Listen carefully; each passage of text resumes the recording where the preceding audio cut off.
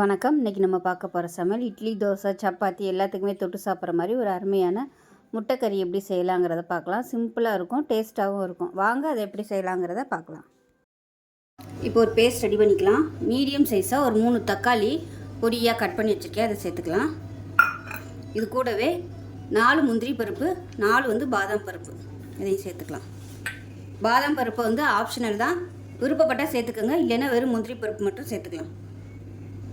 காரத்துக்கு தேவையான அளவு மிளகாத்தூள், நான் 2 டேபிள் ஸ்பூன் காஷ்மீரி மிளகாத்தூள் எடுத்திருக்கேன்.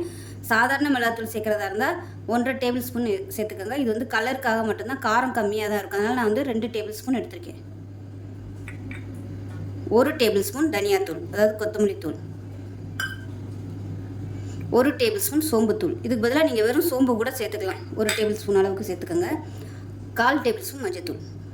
இப்போ இது எல்லாத்தையுமே நல்லா நைஸாக அரைச்சிட்டு வந்துட்டு பார்க்கலாம். இப்போ நமக்கு பேஸ்ட்டு ரெடியாக இருக்குது. இந்த அளவுக்கு நல்லா நைஸாக அரைச்சிக்கணும். எண்ணெய் எடுத்துக்கலாம். பேன் சூடானதும் தேவையான அளவுக்கு எண்ணெய் சேர்த்துக்கோங்க. நான் ஒரு 5 டேபிள் ஸ்பூன் அளவுக்கு எண்ணெய் விட்ருக்கேன். எண்ணெய் சூடாகும். ஒரு சின்ன துண்டு பட்டை, 2 கிராம்பு, 1 ஏலக்காய் சேர்த்துக்கலாம்.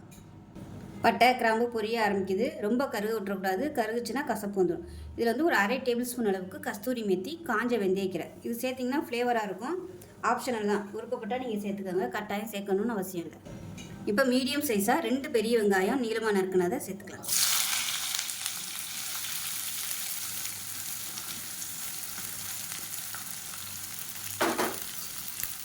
இது நல்லா சிவந்து வர அளவுக்கு வதக்கி விட்டுக்கலாம். இப்போ இந்த வெங்காயம் வதங்குறதுக்கு உப்பு சேர்த்துக்கலாம். அப்போ தான் சீக்கிரம் வதங்கும். அடுப்பு மீடியத்தில் வச்சுக்கோங்க. இப்போ பாருங்கள், வெங்காயம் நல்லா வதங்கிடுச்சு. இப்போ இதில் ஒரு 5 சின்ன வெங்காயம், 4 பல் பூண்டு, சின்ன துண்டு இஞ்சி, இது 3 சேர்த்து அரைச்சிருக்கேன், அதை சேர்த்துக்கலாம். இஞ்சி பூண்டோட பச்சை வாசனை போகிற அளவுக்கு நல்லா வதக்கி விட்டுக்கலாம்.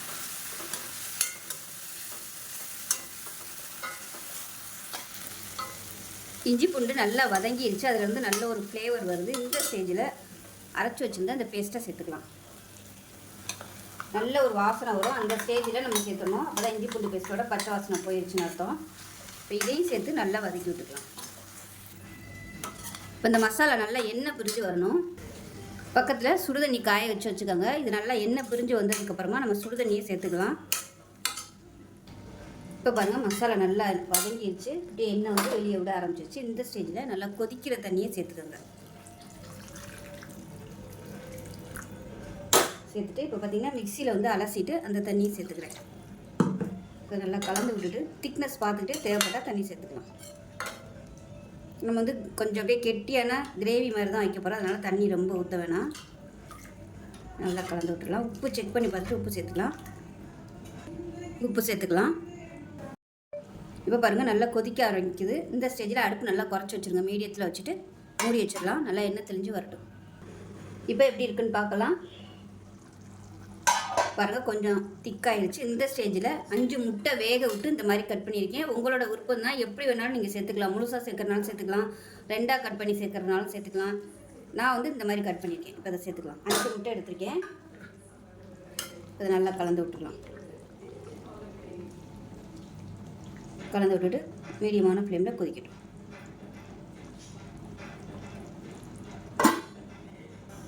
இப்போ எப்படி இருக்குன்னு பார்க்கலாம். பாருங்கள், கிரேவி அருமையாக ரெடி ஆயிடுச்சு. லைட்டாக அப்படியே எண்ணெயெல்லாம் பிரிஞ்சு வர ஆரம்பிச்சிருச்சு. இந்த ஸ்டேஜில் அமர்த்திடலாம். நான் இன்றைக்கி இட்லிக்கு தான் வச்சுருக்கேன், அதனால் கொஞ்சம் அப்படியே தண்ணியாகவே வச்சுருக்கேன். நீங்கள் சப்பாத்திக்கு வைக்கிறதா இருந்தால் இதை விட இன்னும் கொஞ்சம் கெட்டியாகவே வச்சுக்கோங்க.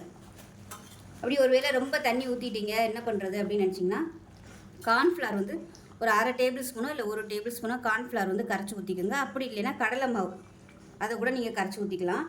ஆனால் நல்லா கொதிக்க விடணும். இது ஒரு சின்ன டிப்ஸ் வச்சுக்கோங்க. இப்போ அவ்வளோதான். கொத்தமல்லியில் சேர்த்துட்டு அமர்த்திடலாம். அருமையான முட்டை கிரேவி ரெடி ஆயிடுச்சு. முட்டை கிரேவி, முட்டை கறி எப்படின்னாலும் வச்சுக்கலாம். சூப்பராக இருக்கும். சப்பாத்திக்கெலாம் தொட்டு சாப்பிட்றதுக்கு. செஞ்சு பாருங்கள். செஞ்சு பார்த்துட்டு எப்படி வந்துச்சுங்கிறத சொல்லுங்கள். வீடியோ பிடிச்சிச்சின்னா லைக் பண்ணுங்கள், கமெண்ட் பண்ணுங்கள், சேனலை சப்ஸ்கிரைப் பண்ணுங்கள், பக்கத்தில் உள்ள பெல் பட்டனையும் ப்ரெஸ் பண்ணுங்கள். நன்றி.